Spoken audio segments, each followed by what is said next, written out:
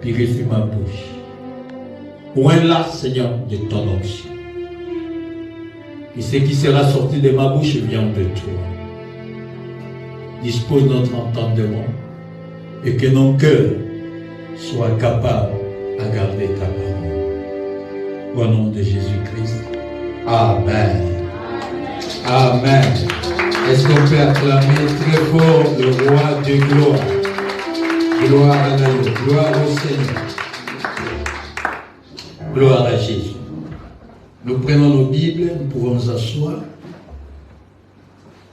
Shalom, peuple de Dieu.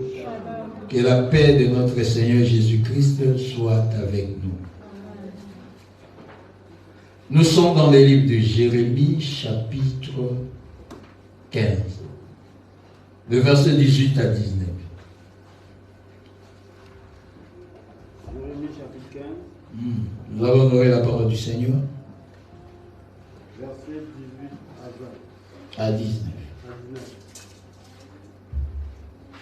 Pourquoi ma souffrance est-elle continuelle? Pourquoi ma plaie est-elle douloureuse et ne veut-elle pas se guérir? Serais-tu pour moi comme une source trompeuse, comme une eau dont on en est sûr, on n'en est pas sûr? C'est pourquoi, ainsi parle l'Éternel, si tu te rattaches à moi, je te répondrai, et tu te tiendras devant moi. Si tu sépares ce qui est précieux de ce qui est vil, tu seras comme ma bouche. C'est à eux de revenir à toi, mais ce n'est pas à toi de retourner vers eux. Parole du Seigneur. Amen. Pouvons nous asseoir. Alors, peuple de Dieu, nous sommes en train de poursuivre notre thème intitulé « Pourquoi ma souffrance est-elle continue ?» Pourquoi ma plaie est-elle douloureuse et ne veut-elle pas se guérir? Est-ce que Dieu est pour nous, Jésus est pour nous comme une source trompeuse, comme une eau dont on n'est pas sûr pour boire? C'est ça la question.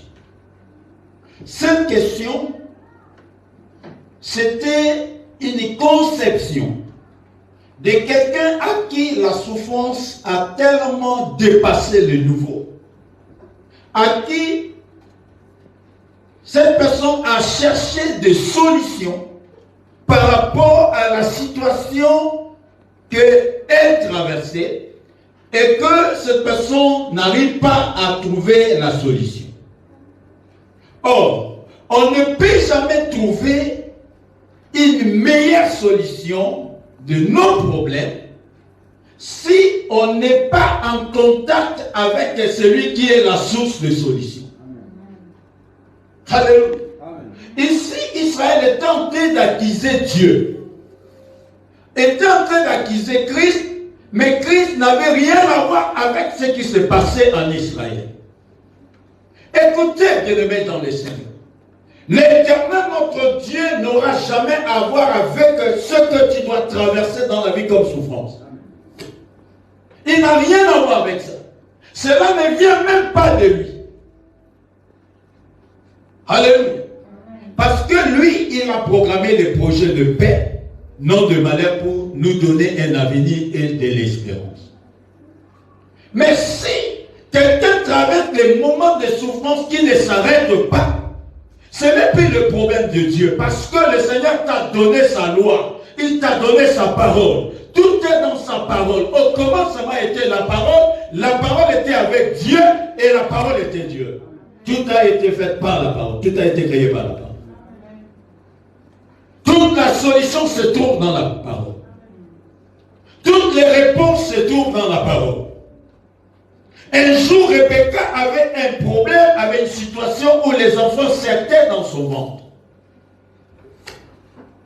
Mais Rebecca a déjà parlé avec des femmes qui ont déjà accouché. Même avant peut-être qu'elle ne tombe en grossesse, Elle avait la connaissance de ce qui se passe dans la vie d'une femme lorsqu'elle est en grossesse. Mais le jour où Rebecca tombe en grossesse, elle a constaté qu'il y avait une situation anormale. Tout ce qu'elle a entendu auprès des femmes qui ont accouché, et ce qu'elle était en train de vivre, n'avait rien de pareil. Ce qu'elle traversait était différent par rapport à toutes les femmes qui l'ont précédée à accoucher. Même avec les autres femmes qui étaient aussi en grossesse au même moment qu'elle. Je crois que Rebecca a posé des questions à d'autres femmes, mais ma copine, toi tu es aussi enceinte. Mais comment toi tu te sens dans ton ventre? Non, je sens que l'enfant tourne normalement. Ah bon? Mais moi, je sens que c'est comme si on avait me déchirer le ventre. C'est vraiment. Il y a des gens qui nous conseillent. Ah, je connais une maman, elle soigne aussi, elle peut te faire des feuilles. Chacun a donné son avis. Vous savez, lorsqu'on a un problème, beaucoup viennent donner des avis. Beaucoup viennent de nous conseiller. Mais il faut toujours faire très attention par rapport aux conseils qu'on te conseille. Tout conseil n'est pas un bon conseil. Il y a des conseils quand vous écoutez, ça t'amène dans les problèmes terribles. Plus que même ce que tu avais comme problème. Quelqu'un peut dire. Rebecca avait écouté, mais la dernière décision lui revenait. Tout le monde peut te conseiller, mais le choix des conseils te revient. Alléluia. Le choix des décisions te revient. Personne ne peut décider à ta place. Même si quelqu'un te disait fais ceci, si toi-même tu ne décides pas de le faire, tu ne le feras pas. Quelqu'un dit amen. Et il faut toujours retenir. Décider sur quelque chose est un privilège, est un droit, mais c'est une responsabilité aussi. Amen. Prendre une décision est un privilège, est un droit, mais aussi une grande responsabilité. Quelqu'un dit amen. Qu'est-ce que Rebecca a fait? Elle est allée consulter Dieu et c'est comme ça que Dieu lui dit, dans ton ventre, il y a deux peuples, il y a deux nations. C'est ça la guerre des étoiles, la guerre des nations. Mais le plus grand sera assujetti au plus petit. Amen. Donc, c'est le plus petit qui va régner. Quand Rebecca accomplit cela, elle ne pouvait plus s'inquiéter. C'est quand vous lisez les versets, elle s'inquiétait. Elle se disait, mais si c'est comme ça que les femmes tombent en grossesse, là, moi je trouve que ce n'est pas normal. Elle s'inquiétait. Mais quand elle a écouté Dieu, Dieu l'a répondu.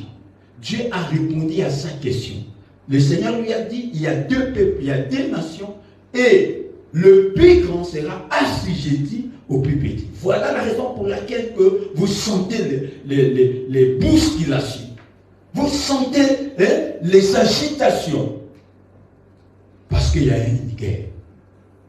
Moi, j'ai choisi le plus petit. Amen. Amen. Et quand elle a écouté, son cœur était en paix. Même si les enfants se cognaient, elle ne pouvait plus s'inquiéter. Voilà pourquoi la parole de Dieu dit, ne vous inquiétez de rien, en toute chose faites connaître à Dieu votre besoin par des prières, des supplications, des actions de grâce. Et la paix de Jésus qui surpasse tout entendement gardera vos pensées et votre cœur en Christ. Amen. Ça veut dire, lorsque tu pries, lorsque tu as déjà la révélation de la parole par rapport à la puissance du nom de Jésus, quelle que soit la souffrance, vous sentez qu'il y a la paix parce que la solution est déjà là. Mais le temps où Dieu doit déclencher n'est pas encore arrivé, mais cela ne peut même pas bouleverser mon entendement, cela ne peut même pas m'agiter parce que je sais que dans cette situation, j'ai la victoire. Quelqu'un peut me donner un amen très fort. Alors, nous allons parler de plusieurs sortes de souffrances. La souffrance, c'est un état de douleur physique ou morale qu'une personne traverse dans sa vie. Et nous avons vu plusieurs sortes de souffrances. La première sorte, c'était l'échec spirituel. Josué chapitre 1, verset 1 à 8. 3 Jean chapitre 1, verset 2. Deuxième sorte de souffrance, c'est l'échec de sa santé. Amen. L'échec de sa santé. Le Seigneur souhaite que tu sois en bonne santé pour que tu prospères en tous égards. Et cette prospérité est liée par rapport à la prospérité de notre âme. Et dans Exode 23, verset 25 à 26, l'Éternel nous dit, vous servirez l'Éternel, votre Dieu. L'Éternel Dieu que nous adorons est pour nous tous. Mais les faveurs de ce Dieu, les grandes faveurs sont pour ceux qui sont au service. Les grands honneurs sont pour ceux qui sont au service. Raison pour laquelle lorsque vous servez Dieu, il faut prendre au sérieux ton service. Alléluia. L'Éternel nous dit ceci. Quiconque me sert, c'est Jésus qui le dit, quiconque me sert, mon Père l'honorera. Cela veut dire, le service est attaché aux honneurs. Voilà pourquoi dans le monde, vous allez voir le président de la République, lorsqu'il descend quelque part, il y a des commandos, il y a le tapis rouge. Ce sont des honneurs qui accompagnent celui qui est au service de la nation. Amen. Vous allez voir un ministre ou un premier ministre ou un directeur ou un secrétaire général. Il arrive quelque part, il y a quelqu'un qui tient le parapluie pour que le soleil ne le tape pas dessus. Alors que lui-même, il a les mains pour tenir son parapluie. Mais pourquoi on tient son parapluie par quelqu'un d'autre? C'est là, c'est le signe de l'honneur. On est en train d'honorer celui qui est au service de la nation. C'est la même chose dans le royaume de Dieu. Je suis en train de dire à quelqu'un, l'Éternel peut t'honorer plus que les honneurs du monde. L'Éternel peut t'honorer plus que les honneurs des ministres. Un ministre, le démon peut le toucher dans les secondes minutes qui suivent après le discours. Mais celui qui honore, celui qui est dans le service, la santé, la longévité, ce sont partages. Ce sont des choses qui sont attachées à l'honneur par lequel le Seigneur a fait de dédier à celui qui a son nom. Et il faut aimer servir le Seigneur. Il y a beaucoup à faire dans l'œuvre de Dieu. Le service n'est pas seulement prêcher, modérer. Il y a beaucoup à faire. Il y a même des services que toi tu négliges, c'est là où Dieu bénit plus. Balayer même le temple avec le cœur. Le plus grand problème, c'est faire avec le cœur. Avoir l'initiative de prier pour les autres, c'est le travail de Dieu. La prophétesse Anne était au service de Dieu dans le temple, mais elle priait seulement, elle gênait. Elle ne prêchait pas, mais elle priait, elle gênait pour le peuple. C'était le couloir que le Seigneur avait établi pour le servir. Dans cette dimension de son service, un jour le Christ, le salut de l'humanité est arrivé, alors que Anne n'avait pas la promesse de voir le Christ. C'est Simeon qui avait la promesse de voir le Christ, que le Saint-Esprit lui avait averti divinement que tu ne mourras pas sans que tu voies le Christ. C'est Simeon qui avait la promesse. Mais celui qui est au service peut partager la promesse avec celui qui a reçu la promesse. Elle était au service dans le temple. Elle ne quittait pas le temple. Au-delà de ce qu'elle était veuve. Après 7 ans de mariage, elle était vierge, elle s'est mariée 7 ans seulement, le mari est mort. Elle ne s'est plus remariée, elle est restée au service de Dieu. Alléluia. Quel sacrifice, c'est aussi service. Le Seigneur l'honore. Le jour-là, elle ne savait même pas.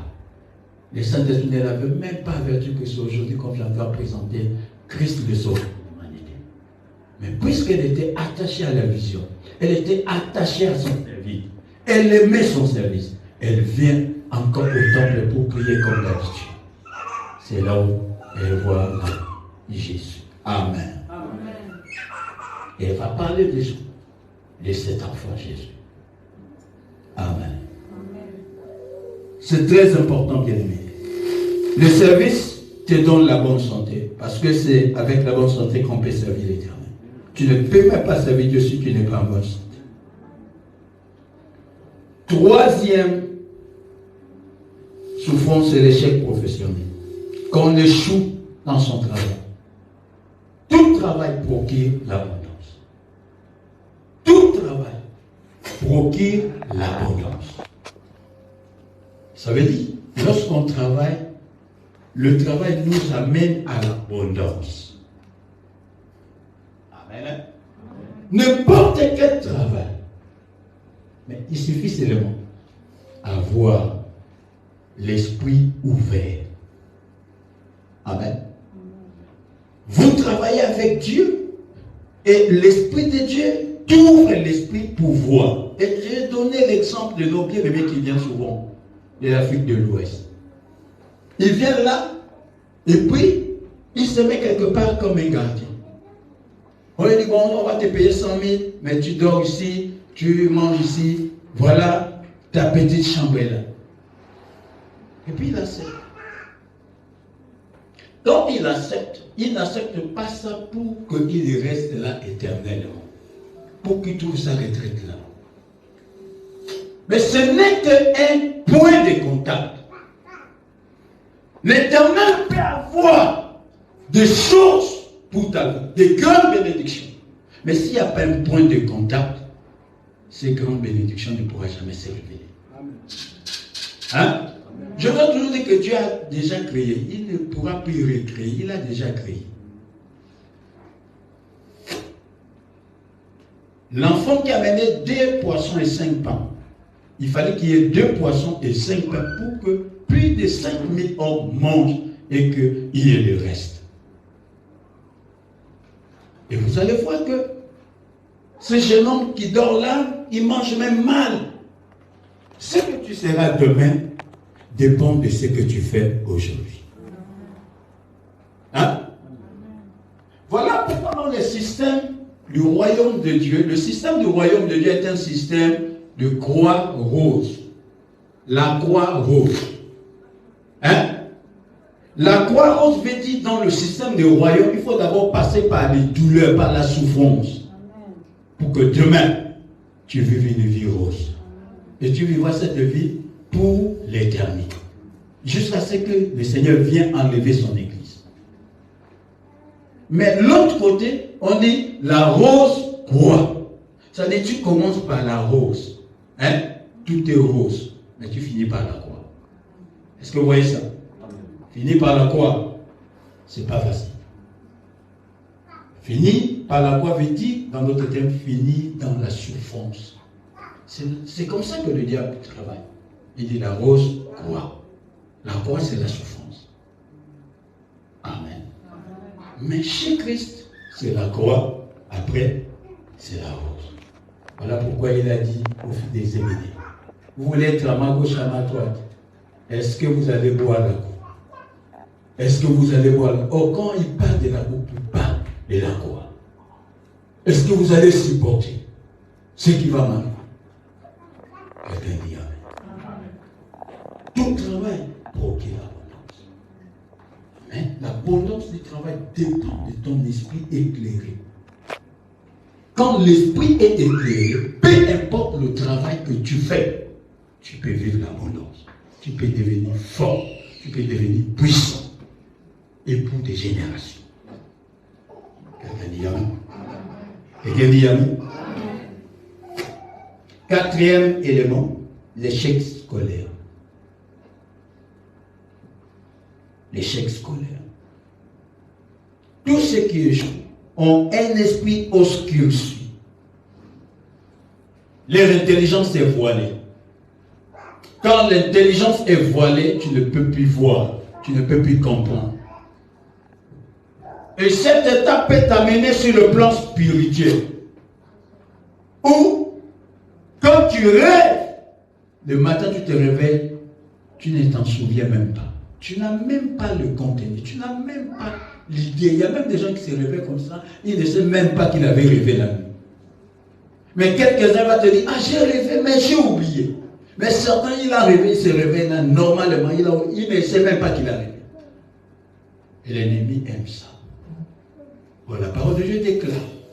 Dieu nous bat cependant d'une manière tantôt d'une autre. Pour nous avertir, pour nous préserver, pour nous épargner. Préserver veut dire épargner un danger. Il y a des gens qui ont été bénis dans les songes. Il y a des gens qui ont été élevés dans les songes. Il y a des gens qui ont été aussi protégés dans les songes. Hein? Le Seigneur a dit à Joseph, prends l'enfant et sa maman, fouillez en Égypte dans le songe. Parce qu'il y a Hérode qui va détruire, qui cherche à détruire la vie de l'enfant. Si Joseph banalisait ce songe, peut-être c'est lui qui allait mourir. Hein? Peut-être c'est lui qui allait mourir, c'est lui que Dieu a parlé. Comme il n'a pas obéi, c'est lui qui allait mourir, parce que le Fils de Dieu ne meurt jamais. C'est un Dieu qui prend tous les éléments de la nature. Hein? Il peut rentrer dans la vie d'un enfant et devenir bébé, mais le bébé là, il est très dangereux. Parce qu'en lui repose toute la plénitude de la divinité. Mais la plénitude de la divinité est cachée dans la vie d'un bébé. Le Fils de Dieu ne meurt pas. Amen. Amen. L'intelligence, c'est très important. Cinquième élément, l'échec du foyer. Adam et Ève vont échouer, alors qu'ils ont été créés pour vivre la gloire. Ils ont été créés pour régner. Il y a des bénédictions dans le foyer. Sixième élément, l'échec familial. La famille, c'est une continuité. Job, l'ennemi est venu frapper toute la famille, tous ses enfants. C'est pour dire que quand Job va vieillir, il va mourir, et il aura pris la continuité. Mais gloire soit rendue à Dieu, parce que Job était fidèle à Dieu. Amen. Celui qui reste fidèle à Dieu, celui qui reste intègre à Dieu, quelle que soit la situation, Dieu va le relever. David pouvait dire, j'ai été jeune, je vieillis. Je n'ai jamais vu un juste abandonné. Cela ne veut pas dire que le juste, toute sa vie, il passe que de succès en succès, de gloire en gloire. Il y a des moments compliqués, il y a des moments de résistance, il y a des moments de barrière, mais Dieu n'abandonne jamais le juste. Et d'autre part, la parole de Dieu déclare, le malheur atteint souvent les justes, et l'Éternel l'en délivre toujours. Hein? Donc le malheur peut atteindre le juste, mais le juste finira toujours de sortir de ses malheurs. Je déclare qu'en tant que juste, que tu sors de tous les malheurs. Que tes enfants sortent de tous les malheurs. Quel que soit le malheur, quel que soit le malheur, que l'Éternel t'en délivre toujours. Amen. Septième souffrance, l'échec des activités. Job a vécu cela, où l'ennemi a frappé toutes ses activités. Lorsque l'ennemi frappe les activités, l'ennemi est en train de frapper l'économie de quelqu'un. L'ennemi est en train de frapper les moyens de quelqu'un, l'argent de quelqu'un. C'est par l'activité qu'on peut avoir l'argent. C'est par l'activité qu'on peut avoir l'économie. Quand le diable attaque à ton activité, c'est pour que toi tu n'aies pas l'économie. Quand le diable attaque à ton activité, c'est pour que toi tu souffres. Quelqu'un dit Amen. Quelqu'un dit Amen. Jacques chapitre 1 verset 25. Que nous dit la parole de Dieu?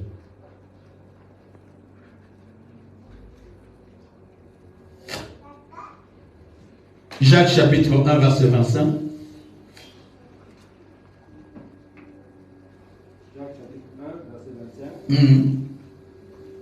Mais celui qui aura plongé les regards dans la loi parfaite, oui. la loi de la liberté, La loi de la liberté. et qui aura préservé, persévéré, n'étant pas un auditeur oublieux, mais se mettant à l'œuvre, celui-là sera heureux dans son avenir.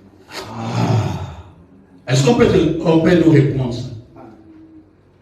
Mais celui qui aura plongé les regards dans la loi parfaite, la loi de la liberté, et qui aura persévéré, n'étant pas un auditeur oublieux, mais se mettant à l'œuvre, celui-là sera heureux dans son avenir. Celui qui plonge son regard dans la parole de Dieu. La force d'inactivité, c'est lorsque tu vois la parole de Dieu dans ta vie. Lorsque tu vis la parole de Dieu. Lorsque tu marches avec la parole de Dieu. La parole de Dieu déclare. Et que cette personne persévère. Parce qu'il y a un moment où on marche avec la parole et puis on abandonne. Mais la parole de Dieu a besoin. Le Seigneur a besoin des hommes et des femmes qui marchent avec lui dans la persévérance. Regardez la motivation qu'on avait peut-être avant. Chacun est le témoin de sa vie.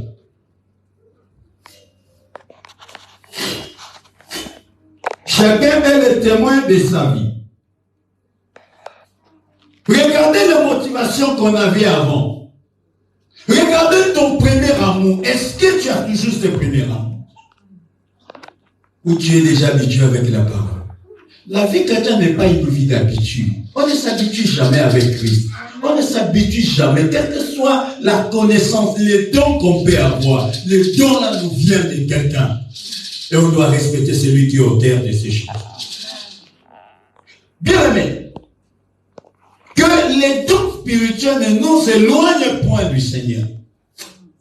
Que ce que le Seigneur te donne ne t'éloigne point de lui. Ne mets jamais confiance à ce que le Seigneur te donne, mais mets ta confiance à lui qui est le donateur. Celui qui regarde la parole de Dieu, qui persévère dans la marche, qui veille sur cette parole, qui s'applique toujours, qui se met en œuvre, ça veut dire pratiquer la parole, mais qui n'est pas un auditeur oublié. C'est-à-dire, à un moment donné, il marchait, la parole était là, mais à un moment donné, les réalités de la vie l'ont embrouillé, et puis il a oublié la parole. Il ne fait que ce qu'il faisait. Il change d'attitude. Cette personne est en train de se détruire, en train d'attirer le malheur. Mais celui qui pratique, il sera heureux dans son activité. Amen. Alléluia. La parole de Dieu te rendra heureux ou heureuse dans ce que tu fais. Quelqu'un dit Amen. Amen. Observe la parole de Dieu, pratique la parole de Dieu, quels que soient les temps et les circonstances. 8e souffrance, nous allons parler de l'échec de la vie. L'échec de sa vie. Échouer dans sa vie veut dire tout simplement, au-delà de tout ce que tu as fait, au-delà de tout ce que tu as réalisé, mais tu n'as pas réussi dans ta vie. Réussir dans sa vie veut dire atteindre l'objectif. Réussir dans sa vie veut dire demain après demain, même quand je serai déjà vieux, je n'aurai pas la même force que j'ai aujourd'hui, mais je vivrai toujours à l'aise. Hein? C'est ça réussir dans sa vie. Nos patriarches dans la foi, ils ont réussi avec Dieu. Tu ne peux pas réussir dans ta vie sans Christ. Tu ne peux pas réussir dans ta vie sans la parole. Celui qui a la parole de Dieu, quel que soit les temps, on ne se manque jamais à celui qui a la parole de Dieu. La parole de Dieu déclare qu'on ne se manque pas de Dieu. Celui qui a la parole de Dieu a Dieu. Celui qui a Dieu a toutes sortes de bénédictions. Celui qui a Dieu est un sujet d'étonnement. Hein? Est un sujet d'étonnement. Voilà pourquoi accepte la tout être, mais ne perds jamais. ne perd jamais Christ. Je n'avais compris cela. Même quand sa femme l'a poussé à insulter Dieu, à maudire Dieu, il dit, c'est toi qui es insensé. Je vais le maudire pourquoi? Hein? Dans son introduction, il dit, je suis venu nu dans le ventre de ma mère. Je vais retourner aussi nu dans le ventre de la terre. Hein? Il y a des ventres. Le ventre est un moment pour ta naissance et le ventre de la terre pour ton enterrement. Quand on vient, personne n'amène ce qu'on a. Hein? C'est le Seigneur qui nous donne. Il peut tout te donner, mais tu m'auras, même si tu es 1000 fois saint, tu ne vas rien avoir. Même quand on met des choses, on va mettre, tu vas faire quoi? Hein? Là, on met ça des habits, tu ne vas même pas porter ça. Est-ce que vous voyez ça? Tout ce que tu as construit, tout ce que tu as eu, on ne va pas mettre ça dedans. Je m'avais compris ça, que je repartirai nu dans le ventre de la terre. Je ne vais pas maudire mon Dieu à cause de ces choses. Je ne peux pas oublier mon Dieu à cause des choses que un jour je vais laisser. Quelqu'un dit Amen. Réussir dans ça. Important. Dieu nous a établis sur la terre pour réussir. Ça dit, même quand tu pars, il faut que derrière toi, les gens parlent de toi. Qu'il y avait une femme. Il y avait un homme. Hein? Tu restes irréférent par rapport à tout ce que tu as réalisé. Il n'y a qu'avec le Seigneur pour arriver à cela. Mais c'est jeune homme, dans les 15, 11 à 17, il a eu son héritage. Mais la plus grosse erreur, c'est qu'après quelques jours, il a lâché son père. Il a lâché l'autre. Il s'est détaché. Amen. Amen. Puisqu'il s'est détaché de la chose, dans ce monde, il y a des lois d'attraction. Il y a le pouvoir d'attraction. Il y a des forces d'attraction. Quand ces forces viennent, si tu n'as pas Dieu, tu vas céder. Ça va t'emporter. Et j'appelle ça les lois de la nature. Quelqu'un dit Amen. Les lois de la nature, si tu n'as pas Dieu, ça va t'emporter. Quelqu'un dit Amen. Quelqu'un dit Amen. Alors, le verset 19, c'est la réponse.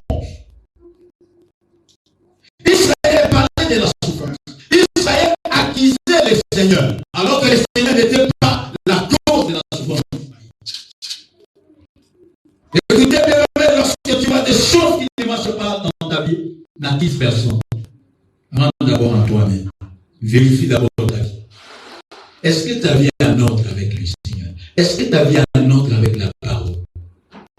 Hein? Est-ce que tu es en conformité? Est-ce que tu es en complicité avec Dieu? Est-ce que tu es en attachement avec le Seigneur? Il y a des gens qui se sont déjà détachés sans pourtant le savoir. Qu'il est déjà détaché. Elle est déjà détachée du Seigneur. Alléluia. Écoutez ce que le Seigneur dit. Le verset 19. C'est pourquoi ainsi parle l'Éternel. Ce n'est pas quelqu'un d'autre qui parle. C'est l'Éternel lui-même qui parle pour répondre à nos questions. C'est pourquoi ainsi parle l'Éternel. Si tu te rattaches à moi, je te répondrai. Et tu te tiendras devant. L'Éternel avait vu que le peuple était déjà détaché. Tu peux te détacher du Seigneur par rapport à ton comportement, par rapport à ta manière de penser, par rapport à ta manière de voir les choses. Tu es déjà détaché.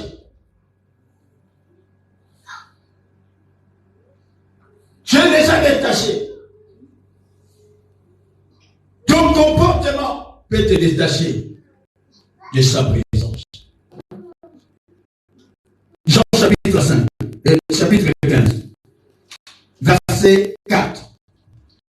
On peut même commencer pour la bonne compréhension à partir du verset 1er.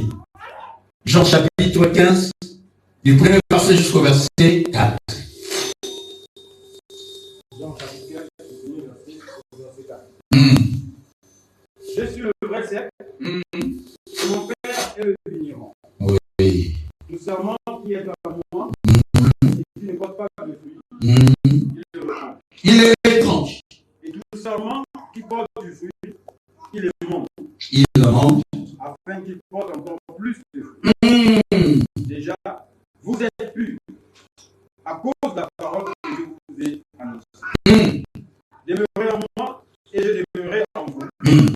Comme le serment ne peut de lui-même porter de fruits.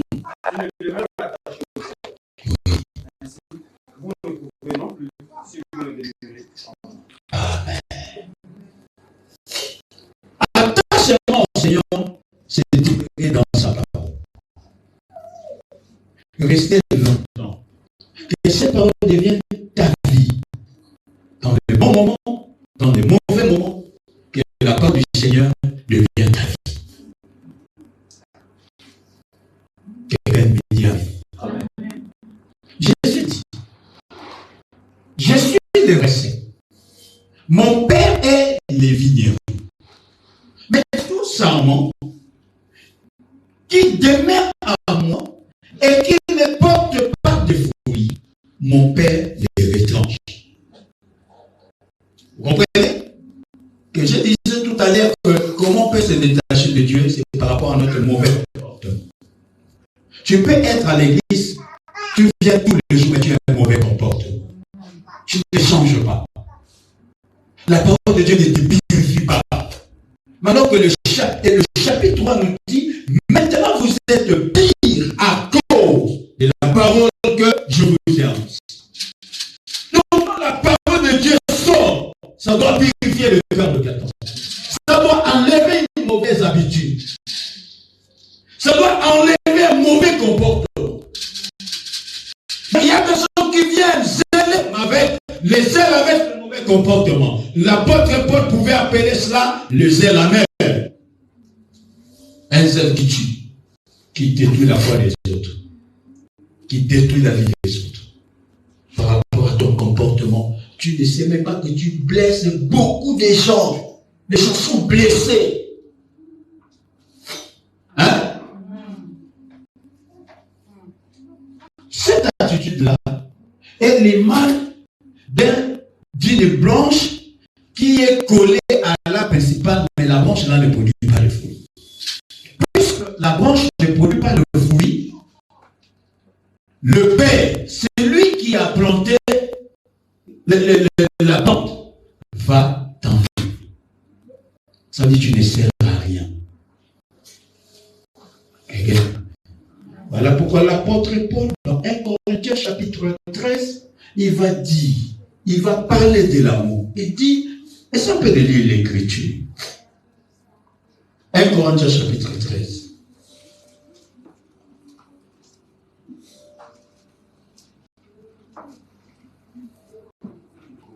Chapitre. 1 Corinthiens chapitre 13.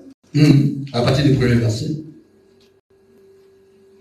Quand je parlerai les langues, les hommes et les anges, oui. Si je n'ai pas la charité, si je n'ai pas l'amour, je suis un airain chez les hommes. Ou une cymbale qui retombe.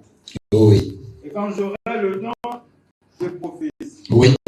La science de tous les mystères, de toute la connaissance, oui.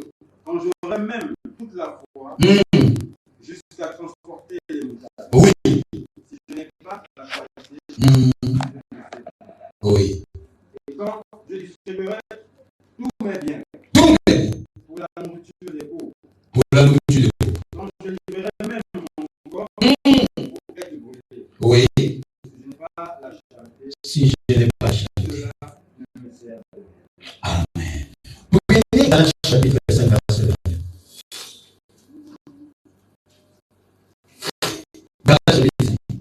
après les Corinthiens.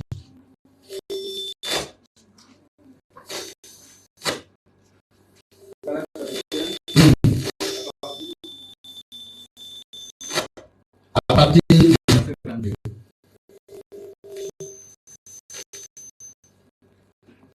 Mais le fruit de l'esprit, c'est l'amour. Ah. Mais le fruit de l'esprit, c'est quoi? L'amour.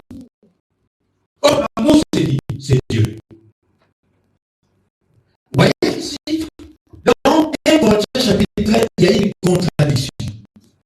Quand le Saint-Esprit vient, il dépose les dons, il dépose les âmes, il dépose les fruits. Amen. Est-ce que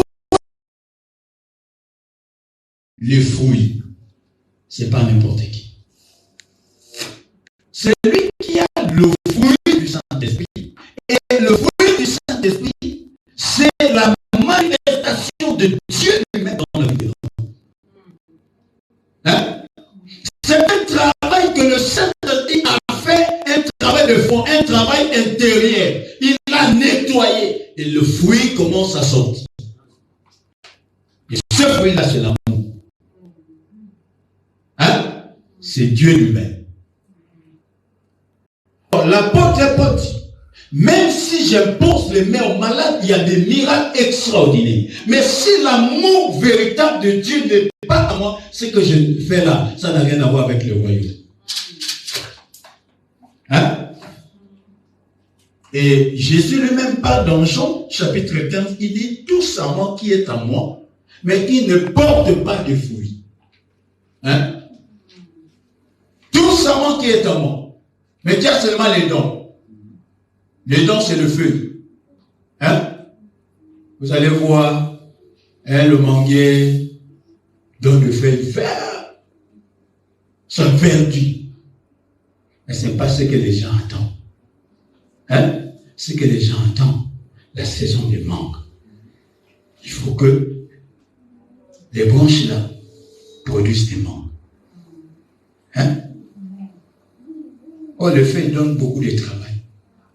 Mais le mangue donne la santé. Quelqu'un comprend? Le fruit donne la vie. Le fait, les dons, ça peut être. Le fait donne beaucoup de travail. Ceux qui ont les manguiers dans les parcelles, le fait tombe toujours. Oh, il faut balayer.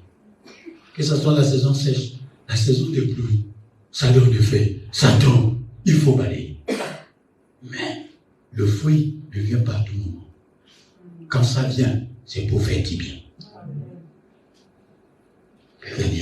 Amen. Quand la mort, j'en même dit, oh, quelle combinaison, quel mélange de sucre. Hein? Comment il a fait? Le véritable sucre, c'est Jésus. Amen. Alléluia. Alléluia. Il faut qu'on produise le sucre là. On va le sucre en carreau et le sucre en poudre. Le véritable sucre avait déjà fait. Amen. Amen. Amen. La vraie délivrance, la vraie vie chrétienne, c'est quand on commence à produire les fruits. Amen. Tu es en Christ, mais on sent que en toi tu dégages le fruit de l'esprit. Je vous disais la dernière fois, il y a le passage du Saint-Esprit et le demeure du Saint-Esprit. Dans le chapitre, je ne suis pas demeuré. Il dit demeurer en moi, et moi je demeurerai en vous. Est-ce que vous voyez? Donc on demeure par les fruits. Celui qui produit les fruits, mais que celui qui pratique la parole de Dieu. Parce que la parole de Dieu, c'est l'amour. Amen. Dieu est amour. Dieu n'est pas l'amour, mais lui-même c'est l'amour. Quand il est en toi, c'est l'amour qui se voit. L'amour véritable.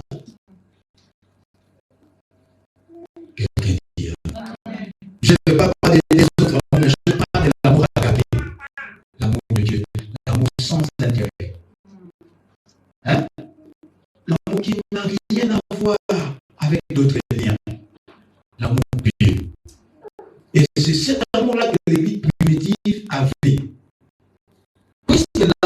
regardez dans l'église primitive, les miracles sont opérés facilement. La parole de Dieu dit ceci, ils sont opérés de main des apôtres, beaucoup de miracles. Donc il y a beaucoup de miracles. Amen. L'Éternel dit en Jérémie, si tu te rattaches à moi, je voulais parler sur la puissance d'attachement, mais je vais parler ça après. Il faut qu'on comprenne, il faut qu'on comprenne comment on doit s'attacher à Dieu. Et en s'attachant à Dieu, il y a une puissance. L'attachement est une puissance. Amen. Quand tu t'attaches au Seigneur, il y a une puissance. Quand tu te détaches, il y a aussi une puissance. Mais je ne vais pas régler ça. Amen. Amen. Si tu te rattaches à moi, pourquoi Dieu parle de rattachement? C'est qu'il y avait un détachement. Tu étais attaché à moi, mais est-ce que tu es toujours attaché? Est-ce que tu as toujours le premier amour que je chante pour parler dans l'Apocalypse?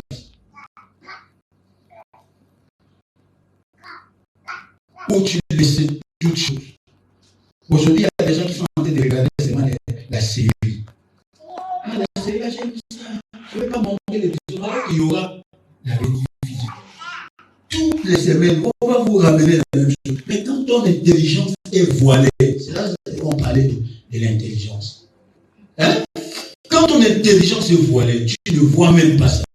Tu vas privilégier l'épisode où quand tu reviendras, ou demain, ou 23, on va encore remettre la même chose. Mais tu as manqué ton cœur. L'épisode là t'a donné quoi? T'a donné que la souffrance, t'a donné que le blocage.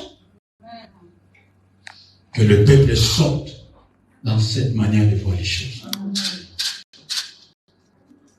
Je ne sais pas, les chrétiens d'avant, on était célébrés parce qu'il n'y avait pas encore de télévision noire, de télévision en couleur. Tout est devenu couleur. Faites attention avec couleur. Faites attention. Alléluia.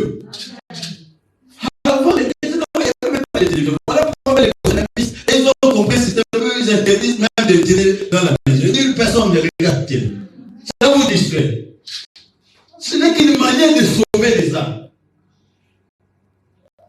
Alléluia. Parce que, en temps réel, aujourd'hui, beaucoup de chrétiens sont beaucoup plus attachés à la télévision.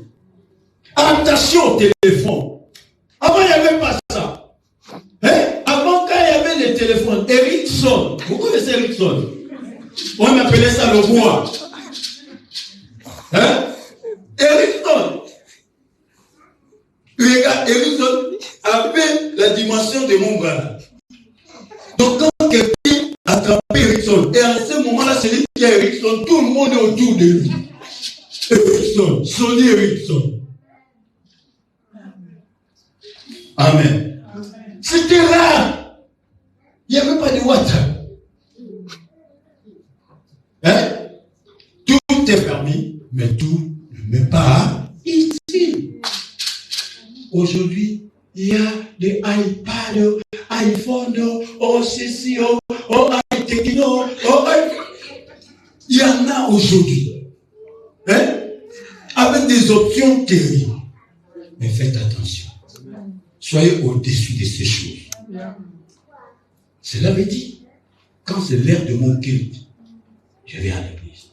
Quand je suis à l'église, j'éteins mon portable. Je ne vais pas être distrait. C'est ce que je fais. Ouais, moi j'amenais souvent mon téléphone ici sous mode avion pour enregistrer les messages. Mais depuis qu'on est maintenant en direct, je n'amène plus ça. Hein? Et quand j'amenais ça, c'était sous mode avion. Et là, mes téléphones sont là-bas. Donc, quelqu'un m'appelle. Oh, il y a ceci, il y a mort. Là, je célèbre d'abord Dieu. Maintenant, le reste là, c'est après. Aujourd'hui, dans nos églises, téléphone sonne pendant que le prédicateur était de prêcher. Et la parole de Dieu déclare dans Habakkuk chapitre 2, verset 20, l'Éternel Dieu est dans son saint temple, que toute la terre fasse le silence. Hein? Quand tu as déjà Ce n'est pas mauvais. Je ne veux pas dire que non, il ne faut pas regarder la Bible dans le téléphone. Mais faites attention, c'est un piège. Aujourd'hui, les satanistes sont en train de chercher comment faire disparaître la Bible écrite. Hein? Parce que la Bible dans le téléphone n'est pas une assurance. Hein? Il suffit qu'il y ait un virus. Et puis tout est gâché. Hein? Est-ce que vous voyez? Mais ayez la Bible. C'est très important. Parce que ça là, ça reste des années. Et les satanistes sont en train de nous piéger. Toutes sortes de Bibles, c'est dans les téléphones. Il y a des applications. Demain après demain, il faut enlever ces applications. Puisqu'il n'y a plus de Bible. Les gens ne vont plus aussi produire des Bibles. Qui va acheter la Bible? Tout le monde a la Bible dans le téléphone. Amen. Ce n'est pas mauvais d'avoir une Bible dans le téléphone, mais il faut avoir ta Bible. Et à l'église, même mode d'avion, utilise ta Bible. Parce que ça te distrait. Un message pique. Il y a des messages quand ça vient, même si tu avais mis ton téléphone dans le sac, tu as la vraie Bible. Hein? Tu as la Bible et papier. Tu as mis le téléphone, tu entends seulement hein? Tu entends la qualité de message qui arrive. Donc, tu es si concentré, mais les pieds dans picotiton.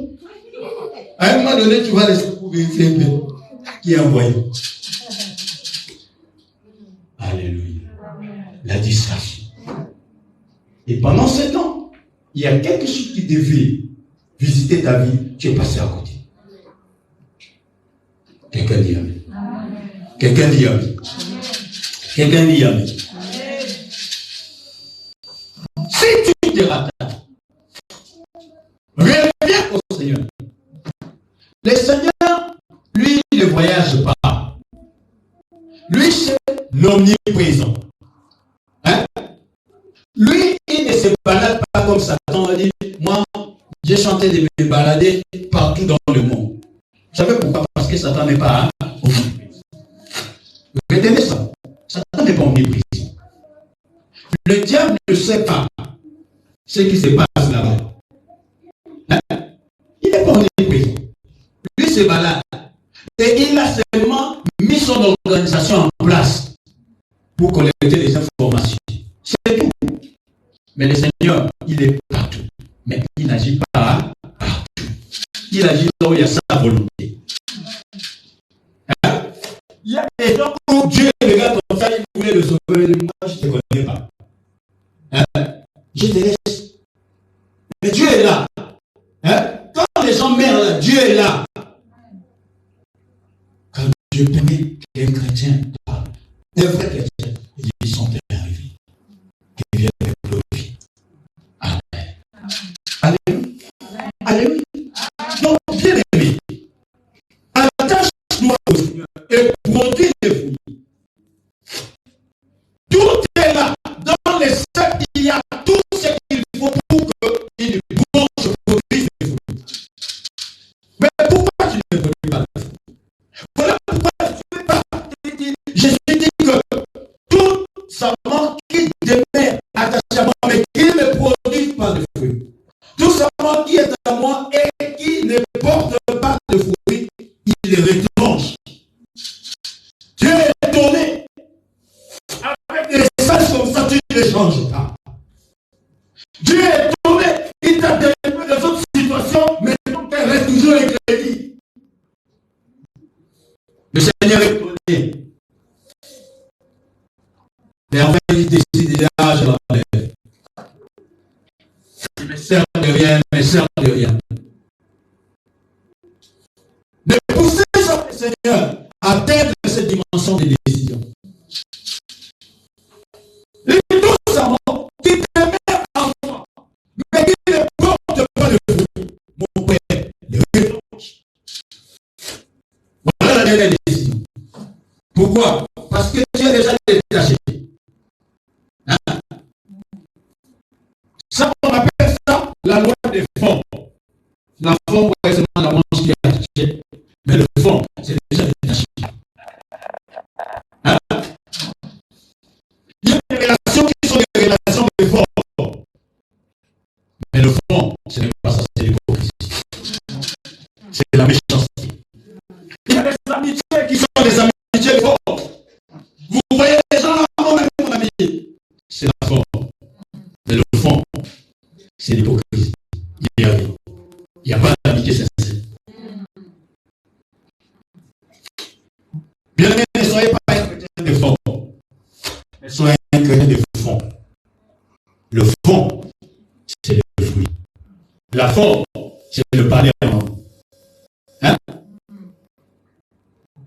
C'est le prophétie. C'est le miracle. C'est la forme.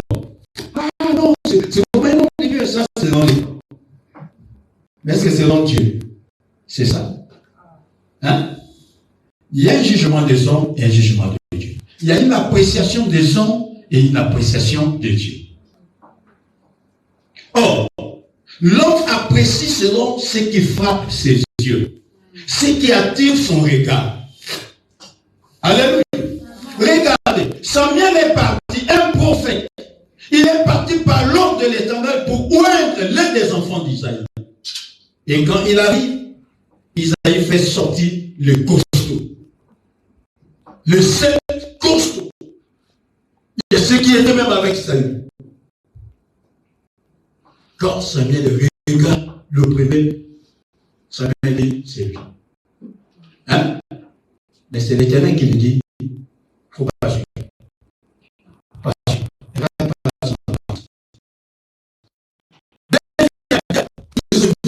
Ah non, là, c'est lui. Ça là, c'est ça. Hein? Quand il est roi. Hein? Et puis, quand il vient comme ça, il dit, là, c'est lui que je dois. J'ai dit à Samuel, les 7 sont passés. J'ai dit, il y a des sons. Parmi les 7 là, il n'y a rien. Ça veut dire quoi? Tout ça, tout ce que j'ai vu là, il n'y a pas de choix de vie.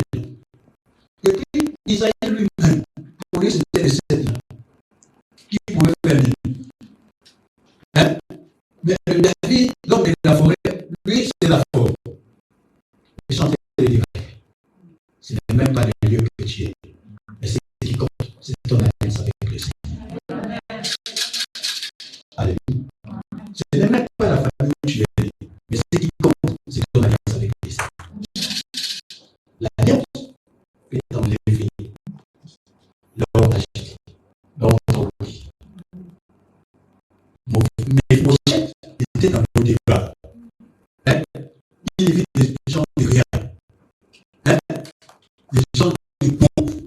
C'est la pauvreté quand tu rentres, c'est la pauvreté qui t'accueille. C'est d'abord les prochaines, c'est tout.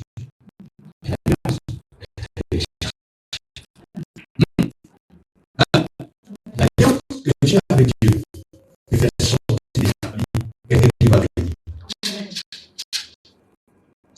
Ça m'a dit, ah, Isaïe, est-ce que tu es trompé? Dieu m'a dit, c'est pas quelqu'un, c'est lui qui m'a dit qu'il y a un enfant que je dois. C'est Samuel qui pose la question à Isaïe, c'est tout ce que tu as comme enfant. Et puis,